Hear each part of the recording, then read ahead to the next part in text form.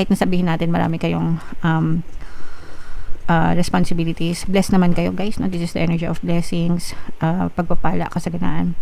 In fact, mas binibless pa nga kayo guys, kasi yung iba sa inyo talagang hindi kayo nagpapabaya sa mga responsibilidad nyo, sa mga obligasyon nyo, especially sa family nyo.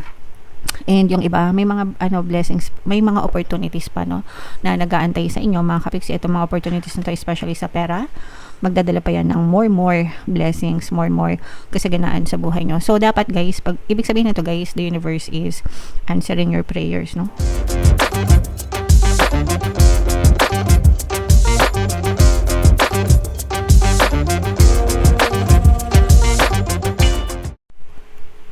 Hello guys, hello Gemini, welcome back to Pinoy Pixie Tarot. Ang pamagat ng episode natin for tonight is New Moon Kapalaran para ngayong March to April para sa Gemini, Sun, Moon, Rising Sign, and Venus. Yung ating New Moon guys ngayong March ay sa March 18.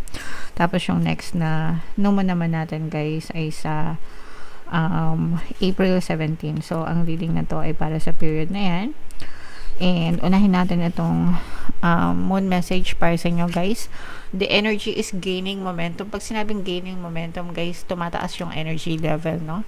So tumataas, nag-heighten yung energy level, and maganda itong gamitin na pagkakataon para ma-manifest nyo yung mga bagay na gusto nyong i-manifest.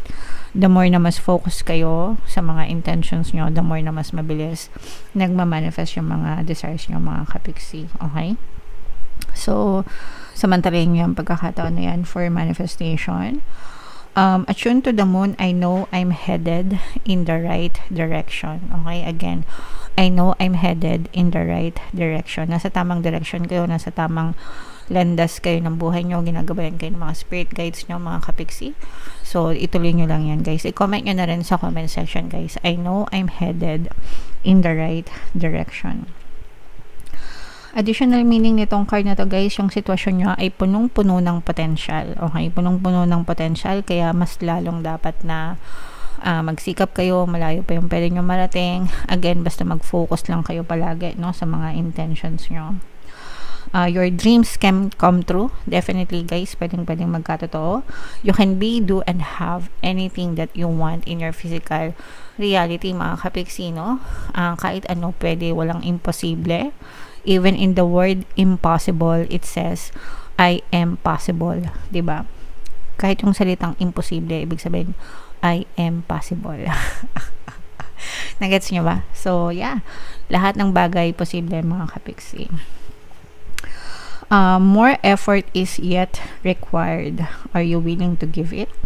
So, kailangan lang, syempre guys, kailangan natin mag-effort sa buhay, di ba? Nasa Diyos ang awa, nasa tao ang gawa. Syempre, magdasal tayo, positibong mental diet, pero dapat yung kilos din natin is naaayon sa mga desires natin, sa mga ambisyon natin.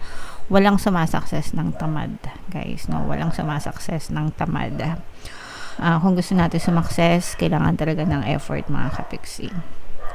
Review your goals and ensure you're still committed ka pa ba sa goals mo? Yun pa rin ba yung gusto mo? Yun pa rin ba yung ambition mo? Yun pa rin ba yung desires mo, no? Itanong mo sa sarili mo kasi pwede naman magbago, 'di ba? May mga times na gusto ko to, gusto ko 'yan. Tapos after ilang months or ilang years, ayoko na pala 'yan, iba na pala yung gusto ko. So, and it happens and okay lang 'yan. So, ask yourself again regarding sa mga goals nyo, i-analyze nyo.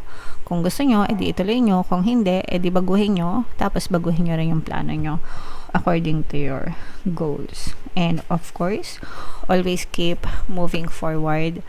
Forward lang tayo palagi, guys, no? Papunta tayo sa future, hindi tayo pabalik sa past. Okay? Alright. So, yeah. Yan ang inyong mensahe, Gemini. So, isa pa guys, ito naman ay sa love mga kapiksi. So, shuffle natin to guys habang sinashuffle ko to. Yeah, tingnan natin. Iba-iba kayo ng mensahe mga kapiksi. So, kung ano lang yung makaresonate. So, ito guys, death, ito, relationship is over. Tapos na for some of you.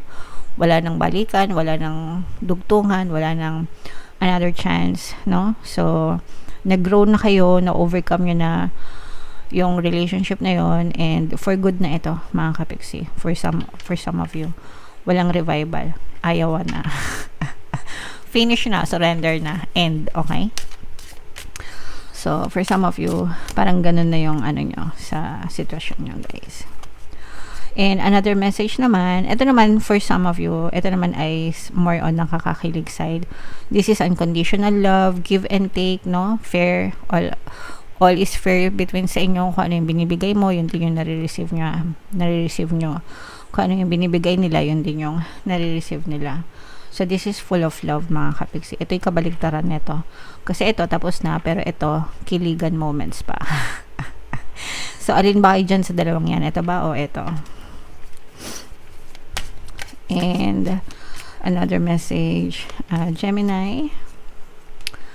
Ito naman ay healing. This is more on healing, mga kapiksi. This is adapting, no? Kumbaga, yung iba sa inyo nasa adjustment stage. Pwedeng bago pa lang yung relationship nyo, mga kapiksi, o kaya naman nandun kayo sa very nag-heal kayo together, no? Pwedeng sa past relationship nyo, ganyan, may mga trauma kayo, and then you found one another, tapos sabay kayo nag-heal dun sa mga traumatic past nyo, and at the same time nag-a-adjust kayo dun sa bagong relationship nyo right now, Gemini. Okay? Alright, so comment down below, guys, if naka-resonate kayo dyan. So, shuffle natin to. Hanapin natin yung energy ng Moon at saka yung energy ng Gemini. Habang sinashuffle ko to, guys, panoorin nyo muna yung video natin regarding sa ating paano mag-manifest ng abundance video course. Kapiksi, sawa ka na ba sa mga struggles at hirap sa buhay mo? Masipag ka ba at masikap sa buhay ngunit hindi ka pa rin umaasenso? Ilang beses ka na bang nag-attempt mag-negosyo at mag-invest pero palagi ka pa rin nalulugi? Sa pagkakataon na ito ay maaaring may subconscious beliefs ka na nagiging balakid sa iyong pag-unlad at pagyaman. Introducing, paano mag-manifest ng abundance video course. Dito ay matututunan mong ma-overcome ang mga balakid mo para tuluyan ka ng umunlad, umasenso, sumagana, maging matagumpay, successful at maswerte sa iyong kabuhayan, pera, trabaho, negosyo, salapi at kaperahan ng bonggang-bongga. Dali, mag-send na ng email sa pinoypixie@gmail.com at simulan na ang iyong pagyaman ngayon. Alright, so sa lahat ng gusto mag-avail ng course, guys, meron tayong paano mag-manifest ng abundance video course, paano mawala ang third party at magkaroon ng harmonious na relationship, paano pabalikin si ex or vice breakup. Sa mga interesado, guys, mag-send lang kayo ng email sa pinoypixie@gmail.com. And sa mga naghahanap ng pampaswerte, guys, meron tayong money shaker jars at saka itong mga pampaswerte bracelets, guys. So ito yung number ko sa WhatsApp. I-chat nyo lang ako dyan, mga kapiksi. Marami na rin tayo sa mga success, guys, sa money shaker jars, kaya wag na kayo magpahuli, guys. Wow, so this is both negative and positive. Ito, guys, mga ano to, blessings in disguise, mga endings and new beginnings. Ang nakikita natin dito for some of you is marami kayong mga problema, yung iba, no? Maraming obligasyon. Yun yung problema nyo. Masyado kayong maraming pasan sa balikat nyo. Pwedeng marami kayong dinadala. Pwedeng breadwinner kayo, mga kapiksi. And yeah, yung iba naman pwedeng nagpapatong-patong yung mga dalahin nyo, but you are still blessed, guys, no? Kahit nasabihin natin marami kayong responsibilities, blessed naman kayo, guys, no? This is the energy of blessings, pagpapala, kasaganaan. In fact, mas binibless pa nga kayo, guys, kasi yung iba sa inyo talagang hindi kayo nagpapabaya sa mga responsibilidad nyo, sa mga obligasyon nyo, especially sa family nyo. And yung iba, may mga blessings, may mga opportunities pa, no, na nag-aantay sa inyo, mga kapiksi. Itong mga opportunities na to, especially sa pera, magdadala pa yan ng more blessings, more kasaganaan sa buhay nyo. So dapat, guys, pag ibig sabihin nito, guys, the universe is answering your prayers, no? Sinasagot yung mga dasal nyo, kasi kapag sumagot ng dasal si universe, pagkakataon yung binibigay niyan sa inyo. Okay? So, make sure na marunong kayong kumilos, mag-take ng action para itong mga opportunities na to ma-convert nyo into blessings, guys, no? So, ito, guys, i-mind nyo na yan sa comment section. Mind blessings, pagpapala, kasaganaan, more opportunities. Ito yung mga brand new beginnings, guys, no? Yung iba sa inyo, meron kayong mga idea na naiisip and then yung mga idea na yun, it will turn into something na pwede nyong i-monetize, no? Pwede nyong pagkakitaan, pwedeng maging kaperahan, pwedeng negosyo, or side hustle, or whatever. Pero, pwede siya magdala ng extra source of income sa buhay nyo, mga kapiksi. Okay? So, i-mind nyo na yan. Puro blessings yan sa kaperahan, guys. For some of you guys, no, parang nagkakaroon din dito ng healing. Mas nagiging makulay, mas nagiging magaan yung sitwasyon nyo, mga kapiksi, no?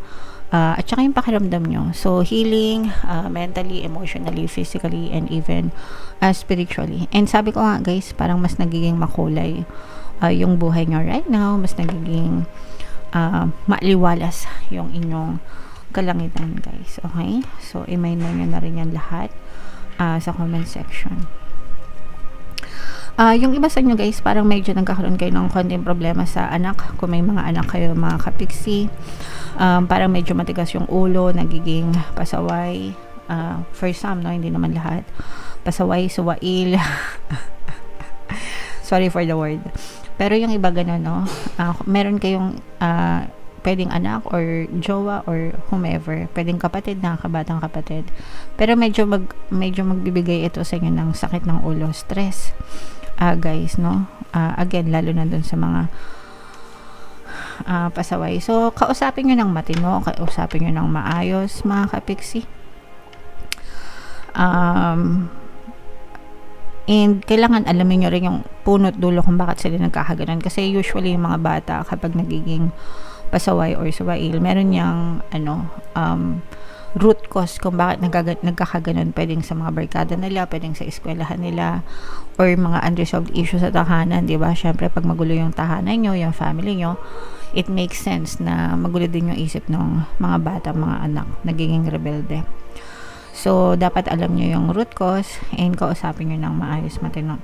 Dito, guys, maaaring magkaroon ng separation dito, mga kapiksi.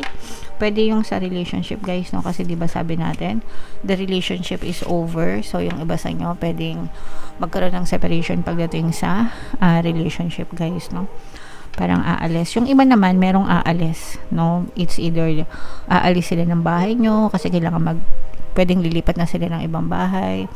Let's say, yung mga anak nyo baka matanda na, mature na, so baka magpapamilya na sila on their own, or gusto nila maging independent, or maaaring meron mag-abroad or magtrabaho sa malayong lugar, kaya aalis sila ng bahay nyo, something like that. Okay? Alright. So, yeah. Comment down below, guys. Itong mga magaganda na to, itong mga blessings na to, mga biyaya, guys, mga new opportunities sa kaperahan, yan, i-mind yan sa comment section. Yan yung mga magagandang energy na nakita natin para sa inyo. And comment down below if naka-resonate kayo. For more tarot readings, guys, ito yung playlist nyo. Ito naman yung ating success stories ng paano mag-manifest ng abundance video course. Panoorin nyo itong video natin, guys, about money shaker jars. Thank you for liking, sharing, and subscribing. See you next time, guys. I love you all. Have a nice day. Bye-bye.